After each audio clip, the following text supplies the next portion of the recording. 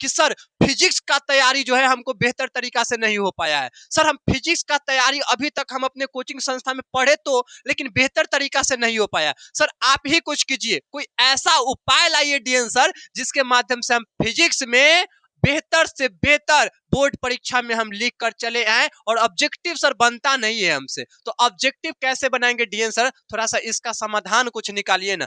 कई बच्चा के अनुरोध से और कई बच्चा के आग्रह से आज हम इस बात को सोचे और सोचने के बाद हम अपने कोचिंग संस्था यानी ई बोर्ड गुरुकुल में एक ऐसे महान शिक्षक को अपने साथ जोड़ रहे हैं जिनकी पहचान फिजिक्स के क्षेत्र में काफी बेहतर है, साइंस के क्षेत्र में काफी बेहतर है। वो किसी परिचय के मोहताज नहीं है और पढ़ाने के तरीका और पढ़ाने के अंदाज से बच्चा बच्चा वो सर का फैन है। शायद आप समझ गए होंगे कि हम किन की चर्चा करने वाले हैं। हम चर्चा करते हैं प्रेम सर की, हम बात करें प्रेम सर, हाँ वही प्रेम सर जिनका साइंस पढ़ाने का अंदाज काफी बेहतरीन है। तो आइए आप सबको मिलाते हैं अपने फिजिक्स के टीचर प्रेम सर से। प्रेम सर आइए। तो सबसे पहले हम डीएन सर का धन्यवाद करना चाहते हैं कि हमको इस मंच पे लाके खड़ा किए हैं और हम आपको पढ़ाएंगे। आप लोग हैं मैट्रिक के विद्यार्थी और हम हैं फिजिक्स के टीचर। हमको बस इतना पता है, हम आपको एक एक टॉपिक पूरा क्लियर करके ऐसे पढ़ाएंगे कि आपको दोबारा कहीं जाके किसी के साथ पढ़ने का जरूरत नहीं पड़ेगा। एक एक कॉन्सेप्ट पे बात किया जाएगा, हर चीज पढ़ाया जाएगा। तो हम लोग शुरू करेंगे अपना पढ़ाई। धन्यवाद। तो देखिए स्टूडेंट, ये जो पीडीएफ है ये हमने खुद से बनाया है इसका। तो चलिए आते हैं अपने बढ़ते हैं अपने पहले क्वेश्चन पे। तो पहला क्वेश्चन है, प्रकाश क्या है? प्रकाश क्या है? प्रकाश एक पदार्थ है, एक ऊर्जा है, एक गैस है, एक तरंग है। इसका सिंपल सा जवाब है प्रकाश एक ऊर्जा है। प्रकाश एक ऊर्जा है। चलिए बढ़ते हैं अपने दूसरे सवाल पे। दूसरा सवाल है, प्रदीप्त वस्तुएं क्या होती है? देखिए प्रदीप्त वस्तुएं और अप्रदीप्त वस्तुएं दोनों हम लोग देखेंगे। वे सारी वस्तुएं जो खुद से प्रकाश को उत्सर्जित करती हैं उनको हम लोग कहते हैं प्रदीप्त वस्तुएं, और वे सारी वस्तुएं जो खुद से प्रकाश को उत्सर्जित ना कर सके उनको हम लोग बोलते हैं अप्रदीप्त वस्तुएं। अब इनमें एक बहुत ही कॉमन उदाहरण है जो हमेशा बच्चों को फंसता है, चंद्रमा। चंद्रमा सर क्या होता है आपका? क्या है कोई प्रदीप्त वस्तु है? नहीं, ये एक्चुअली में सूरज से क्या करता है, आपका प्रकाश का किरण लेता है और तब जाके चमकता है। तो चंद्रमा के पास खुद का प्रकाश नहीं होता है, इसलिए यह एक आपका अप्रदीप्त वस्तु हो जाता है। तो सवाल था प्रदीप्त वस्तुएं क्या होती हैं जो प्रकाश उत्सर्जित करें। बढ़ते हैं अपने तीसरे सवाल की ओर। तीसरा सवाल है, अपसारी किरण पुंज क्या होता है? जब प्रकाश की किरणें समांतर हो, जब प्रकाश की किरणें एक बिंदु पर मिलती हो, या जब प्रकाश की किरणें फैलती जाती हो। ये तीनों प्रकार का प्रकाश पुंज किरण पुंज आपको हम पढ़ाएंगे। पहला सर आप जान लीजिए कि किरण पुंज क्या होता है। किरणों के समूह को किरण पुंज बोलते हैं। ये तीन प्रकार के होते हैं। किरण पुंज आपके तीन प्रकार के होते हैं। पहला होता है जो एक बिंदु से निकल के फैलते जाता है, जैसे अपसारी, इसको बोलते हैं अपसारी किरण पुंज। अपसारी का ट्रिक आप ऐसे याद रखिएगा, आप आए और आके छितर गए, एक बिंदु से जाके छितरते चले गए, तो आपको बोल दिया जाएगा कि आप है अपसारी। तो अपसारी पूछ रहा है, तो जब प्रकाश अपसारी में ये होगा कि जब प्रकाश की किरणें आके एक बिंदु से फैलती जाए तो उसको हम लोग क्या बोलेंगे? अपसारी। और दूसरा आता है सर, जब प्रकाश की किरणें एक दूसरे के समांतर हो, तो इतना आसान कि वो क्या कहला जाएंगे? समांतर किरण पुंज कहला जाएंगे, ये वाला। और जब तीसरा क्या होता है, जब प्रकाश की किरणें आकर एक बिंदु पे मिलती हैं, आप अभी अभी आकर मिले, अभी अभी, तो इसको बोलेंगे अभिसारी किरण पुंज। बढ़ते हैं अपने अगले क्वेश्चन की ओर। क्वेश्चन नंबर 4, पारदर्शी पदार्थ क्या होते हैं? तो सर पारदर्शी पदार्थ, पहले पदार्थ तीन प्रकार के होते हैं। जैसे कि आप लोग जानते होंगे कि हम लोग के हर घर के पेरेंट्स अलग अलग होते हैं, है ना? तो मान लीजिए तीन प्रकार के पेरेंट्स है यहाँ पे। पहला का पेरेंट्स क्या है, अपने बच्चों को फुल आजादी देता है। फुल आजादी, उनको आराम से परमिशन हर चीज के लिए मिल जाता है।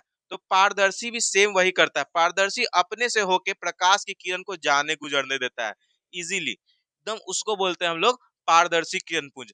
नेक्स्ट आता है सॉरी, पारदर्शी पदार्थ बोलते हैं। नेक्स्ट आता है आपका पारभासी। पारभासी वो बोलते हैं, उस वस्तु को बोलते हैं जो अपने से होके पदार्थ किरण को जाने तो देता है, बट स्लाइटली जाने देता है, मतलब कुछ को जाने देता है और कुछ को रोक देता है। जैसे कि हम लोग के पेरेंट्स होते हैं बहुत सारे के एकदम स्ट्रिक्ट, एक बहुत नॉर्मल होते हैं जो बच्चे की सारी मनमानियों को पूरा कर दे देते हैं।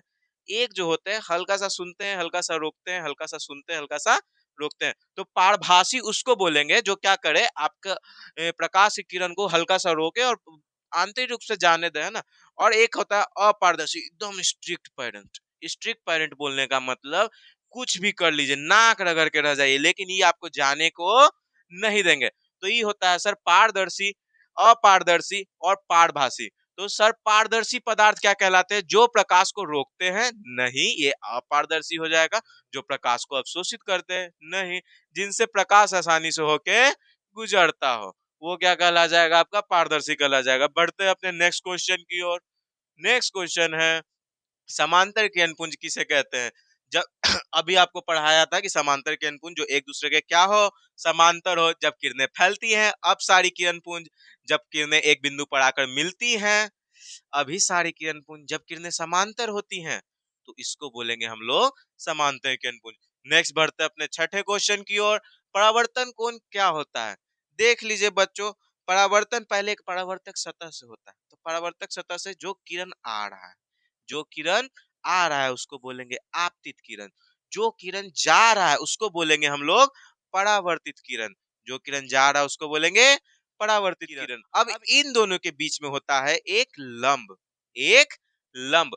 अब सर बहुत आसान टॉपिक है क्या, कि आपतित किरण और अभिलंब के बीच के बने कोण को हम लोग बोलते हैं एंगल आई, मतलब आपतन कोण।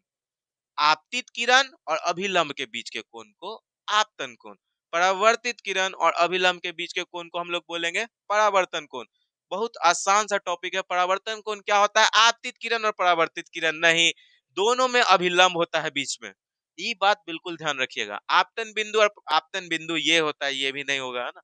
आपतित किरण और आपतन बिंदु के बीच नहीं, आपतित किरण और अभिलंब के बीच। तो ये हो जाएगा आपका डी नंबर।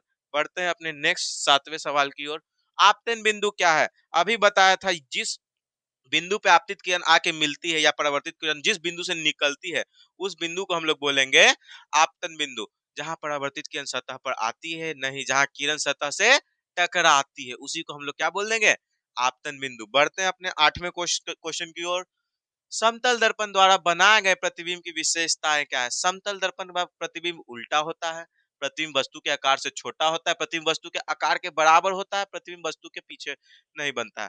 पहला कि सर वस्तु प्रतिबिंब उल्टा होता है, उल्टा मतलब पलट कर नहीं, वस्तु जैसे हम लोग खड़े रहेंगे समतल दर्पण के सामने, हम लोग का प्रतिबिंब वैसा ही बनता है। ठीक है। प्रतिबिंब वस्तु के आकार से छोटा बनता है नहीं, वो समतल दर्पण नहीं है। प्रतिबिंब वस्तु के आकार के बराबर बनता है, जी हाँ, समतल दर्पण में प्रतिबिंब वस्तु के आकार के बराबर बनता है।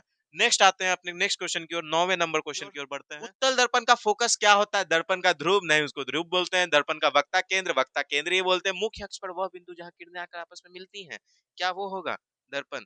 अब देखिए उत्तल दर्पण में क्या होता है सर, ये है उत्तल दर्पण। जब समांतर आ प्रधान अक्ष के समांतर आ रही किरण टकराने के बाद जिस बिंदु पे मिलती है, उसको बोलते हैं हम लोग फोकस। तो ये हो जाएगा आपका तीसरा नंबर ऑप्शन। आते हैं क्वेश्चन नंबर 10 की ओर। अवतल दर्पण का उपयोग किस में किया जाता है। साइड मिरर में नहीं, साइड मिरर में हमेशा ध्यान रखिएगा उत्तल दर्पण का यूज किया जाता है। हजामती दर्पण में, जी हाँ, हजामती दर्पण में आपका अवतल दर्पण का यूज किया जाता है। बढ़ते हैं अपने नेक्स्ट क्वेश्चन की ओर। Question number 11। गोलीय दर्पण की वक्ता त्रिज्या क्या होती है। गोलीय दर्पण की वक्ता त्रिज्या ध्रुव से वक्ता केंद्र तक की दूरी वक्ता त्रिज्या कहलाती है। ध्रुव से फोकस तक की दूरी फोकस दूरी कहलाएगी। दर्पण की चौड़ाई, दर्पण की लंबाई छोड़ दीजिए। क्वेश्चन नंबर आते हैं नंबर 12। आभासी प्रतिबिंब कैसे होते हैं। आभासी प्रतिबिंब और वास्तविक प्रतिबिंब दोनों के बारे में जानते हैं। देखिए सर, वास्तविक प्रतिबिंब आपके वो प्रतिबिंब होते हैं, अब जैसे तुम सुबह में उठा है ना, तुमको मिलता है वास्तविकता। वास्तविकता में सारा चीज उल्टा पुल्टा रहता है, सारा चीज। तो वास्तविक प्रतिबिंब हमेशा याद रखिएगा उल्टा ही होता है। क्या होता है, उल्टा। लेकिन आभासी प्रतिबिंब आपका क्या होता है, सीधा होता है। सपना में सब कुछ अच्छा जाता है, जैसे रामचंद्र उठे सब कुछ गड़बड़ उल्टा पुल्टा। तो आभासी प्रतिबिंब कैसा होता है, तो सीधा होगा बउआ, और आभासी प्रतिबिंब छोटा बनता है जेनरली, अगर आप अवतल दर्पण में बना रहे हैं तो। नेक्स्ट क्वेश्चन है गोलीय दर्पण की फोकस दूरी और वक्ता त्रिज्या का क्या संबंध है। तो हमेशा याद रखना F बराबर R/2, F बराबर r/2, F बराबर r/2, इसको रट लो, F बराबर r/2। नेक्स्ट क्वेश्चन की ओर बढ़ते हैं, 14 नंबर क्वेश्चन, 13 नंबर क्वेश्चन खत्म, 14 नंबर। पारभासी पदार्थ क्या होते हैं? पारभासी पदार्थ हमने शुरू में आपको पढ़ा दिया कि वे पदार्थ जो अपने से होकर प्रकाश को आंशिक रूप से जाने दे, मतलब हल्का जाने दे, पूरा नहीं जाने दे, है ना। जिनसे होकर प्रकाश गुजर जाता है उसको बोलते हैं पारदर्शी, जिनसे होकर केवल एक भाग गुजरता है उसको बोलते हैं केवल एक भाग, उसको बोलेंगे हम लोग पारभासी।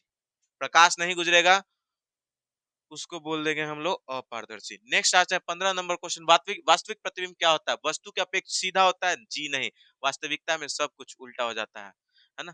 अच्छा, वास्तविक प्रतिबिंब को पर्दे पर प्राप्त किया जा सकता है, जो सिनेमा हॉल में हम लोग जो पर्दा देखते हैं, है ना, वो हुआ आपका क्या होता है, वो वास्तविक प्रतिबिंब बनाता है, उनका जो प्रोजेक्टर होता है। तो ये बात याद रखना, वास्तविक प्रतिबिंब को हमेशा क्या किया जाता है? पर्दे पर प्राप्त किया जा सकता है, ठीक है, लेकिन अभासी को नहीं किया जा सकता, ये याद रखना। तो अगर अभासी होता तो ये वाला आंसर हो जाता। नेक्स्ट बढ़ते हैं, यदि एक दर्पण की फोकस दूरी प्लस, जहां मिला प्लस वहां काम, है ना। यदि एक दर्पण की फोकस दूरी प्लस 20 सेंटीमीटर है तो याद रखना उत्तल दर्पण और अवतल दर्पण, अवतल दर्पण में फोकस होता है निगेटिव, उत्तल दर्पण में फोकस होता है पॉजिटिव, और समतल दर्पण में फोकस होगा आपका अनंत। तो ये बात याद रखिएगा कि यदि दर्पण का फोकस दूरी +20 है, आंख मूंद करके मारेंगे हम लोग उत्तल दर्पण। बढ़ते हैं अपने 17वें क्वेश्चन की ओर, अवतल दर्पण की फोकस स्थिति कहाँ होती है? अवतल दर्पण के फोकस की स्थिति क्या होती है? वस्तु से दूर, वस्तु के पास, मुख्य अक्ष पर स्थित, ये दोनों मैटर ही नहीं करता है, वस्तु तो कहीं भी रख सकते हैं। मुख्य अक्ष पर स्थित, दर्पण के सामने, तो बउआ होता है मुख्य अक्ष पर स्थित, याद रखना। 19वां नंबर क्वेश्चन आता है, समतल दर्पण की फोकस दूरी क्या होती है? तो वो समतल दर्पण की फोकस दूरी अभी थोड़ा देर पहले बताया था कि अनंत होता है। जितना बात बोलते जा रहा हूँ सीखते जाओ। ऋणात्मक किसका होगा? अवतल दर्पण का। धनात्मक होगा उत्तल दर्पण का। बढ़ते हैं क्वेश्चन नंबर 19 की ओर, उत्तल दर्पण से किस प्रकार की प्रतिबिंब प्राप्त होती है? तो हमेशा याद रखना, उत्तल दर्पण से हमेशा आभासी और सीधा, याद रखना, जो तुम सपना देख रहा है आभास कर रहा है ना, तो आभास किया हुआ हर चीज सीधा मिलेगा तुमको। तो उत्तल दर्पण का पूरा प्रतिबिंब आभासी होता है, और आभासी होता है तो सीधा होगा। नेक्स्ट बढ़ते हैं अपने 20वें नंबर क्वेश्चन की ओर, प्रकाश की किरणों के पथ को दर्शाने वाले चित्र को क्या कहते हैं? किरण आरेख। बढ़ते हैं 21वें नंबर क्वेश्चन की ओर, ध्रुव किसे कहते हैं? देखो, दर्पण की वक्ता केंद्र बउआ नहीं, तो वक्ता केंद्र खुद हो गया। दर्पण का मुख्य अक्ष ये प्रधान अक्ष कहलाता है। दर्पण की मध्य बिंदु को हम लोग क्या बोलते हैं? ध्रुव बोलते हैं। तो इसको हमेशा याद रखना। बढ़ते हैं नेक्स्ट क्वेश्चन पे, पारदर्शी पदार्थ कौन सा होता है? पारदर्शी लकड़ी, पत्थर, कांच मारो। बढ़ते हैं 23वें नंबर क्वेश्चन की ओर, यदि वस्तु अवतल दर्पण के फोकस के अंदर रखी जाती है तो प्रतिबिंब कैसा बनता है? तो याद रखना, यही एगो अवतल दर्पण का रेयर केस है, जहां पे आपका प्रतिबिंब जो है वास्तविक बनता है, और वास्तविक बनता है और बड़ा भी बनता है। तो इस बात को ध्यान में रखना कि जब अवतल दर्पण आपका ये होता है ऐसा, है ना, जब आप क्या किए हैं अवतल दर्पण में प्रतिबिंब को, ये रहा आपका फोकस, आप फोकस के अंदर वस्तु रखिएगा तो आपका जो प्रतिबिंब बनता है वो हमेशा दर्पण के अंदर बनता है, यानी वास्तविक होगा और बड़ा होगा। बढ़ते अपने 24वें नंबर क्वेश्चन की ओर, दर्पण के मुख्य अक्ष को क्या माना जाता है? दर्पण का ध्रुव, दर्पण का वक्ता केंद्र, ध्रुव और वक्ता केंद्र के बीच की रेखा। याद रखना, ध्रुव अक्ष बोल दिया, अगर अक्ष आ गया तो उस रेखा का बात कर रहा है जो दर्पण के बीच में बनता है। नेक्स्ट बढ़ते हैं अपने 25वें क्वेश्चन की ओर, दर्पण की वस्तु की स्थिति और प्रतिबिंब की स्थिति का अनुपात आवर्धन कहलाता है। हमेशा याद रखना, आवर्धन कहलाता है वो आपका प्रतिबिंब, प्रतिबिंब के बीच की दूरी और प्रतिबिंब की लंबाई और वस्तु की लंबाई को अनुपात को हम लोग बोलते हैं आवर्धन। बढ़ते हैं अपने नेक्स्ट क्वेश्चन की ओर, क्वेश्चन नंबर 27, 26, गोलीय दर्पण का ध्रुव कहाँ स्थित होता है? गोलीय दर्पण का वो ध्रुव होता है दर्पण के मध्य बिंदु पे। रिपीट क्वेश्चन है, जब रिपीट क्वेश्चन आए आपको तो ये आपको चेक करने के लिए दिया हुआ है, आप खुद से इसका आंसर मारिए डायरेक्ट वीडियो को पॉज करके। आपतित किरण क्या होती है? अभी थोड़ा देर पहले बताए थे, किसी सतह पे आ रही प्रकाश की किरण। आ रहा है आपतित किरण, जा रहा है परावर्तित किरण, आ रहा है आपतित किरण। तो दर्पण की सतह पर टकराने वाली किरण बउआ क्या कहलाएगा तुम्हारा? आपतित किरण। नेक्स्ट है अवतल दर्पण का उपयोग किसमें होता है? अवतल दर्पण का उपयोग, ये आप लोग खुद बताइएगा, अवतल दर्पण का उपयोग होता है हजामती दर्पण में। अवतल दर्पण से वास्तविक प्रतिबिंब कब बनता है? वास्तविक प्रतिबिंब का एक ही केस होता है, जब वस्तु फोकस के बाहर होती है, फोकस के बाहर होती है। ये देखिए अवतल दर्पण ऐसा होता है, फोकस आपका यहाँ होता है, और जब फोकस के बउआ बाहर इस तरफ वस्तु रखा गया है, तभी वास्तविक बनने का केस होता है। बढ़ते अपने 30वें नंबर क्वेश्चन के, पारभासी दर्पण किसे कहते हैं? पारभासी दर्पण जो आंशिक रूप से प्रकाश को जाने दे उसको बोल देंगे पारभासी। प्रकाश के अपवर्तन की क्रिया क्या है? दिशा बदलना। अपवर्तन में देखो क्या होता है, परावर्तन में पूरा क्या होता है, प्रकाश के बाउंस बैक कर दिया जाता है, लेकिन अपवर्तन में आपका क्या किया जाता है, प्रकाश का बस दिशा जो होता है, डायरेक्शन, बस उसको चेंज कर दिया जाता है। तो ये हो गया वो। नेक्स्ट आते हैं अपने 32 क्वेश्चन नंबर पे। प्रकाश का अपवर्तन किस कारण से होता है? प्रकाश का अपवर्तन होता है वह माध्यम का घनत्व, तापमान में बदलाव, वस्तु का आकार, प्रकाश की तरंग दैर्घ्य। इसका वो मेन कारण होता है माध्यम का घनत्व। तो नेक्स्ट क्वेश्चन पे बढ़ते हैं, क्वेश्चन नंबर 33। आपतित किरण से अभिलंब के बीच कौन सा कोण बनता है? आपतित किरण, अभिलंब, आपतन कोण।